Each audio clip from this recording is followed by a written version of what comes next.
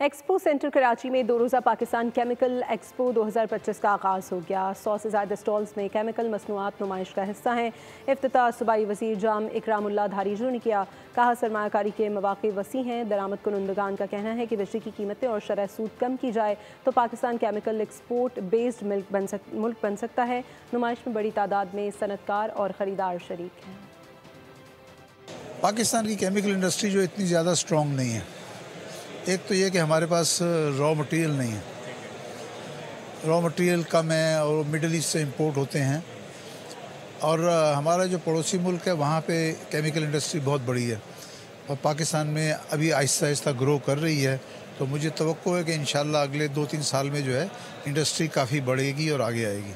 हम अपने केमिकल्स जो बनाते हैं हम एक्सपोर्ट अमेरिका एक्सपोर्ट करते हैं। गवर्नमेंट की तरफ से देखें, हमें उनसे कोई इमदाद नहीं चाहिए। हमें चाहिए कि भाई कम से कम 2 चीज़ें कि बिजली जो है उसका रेट कम होना चाहिए।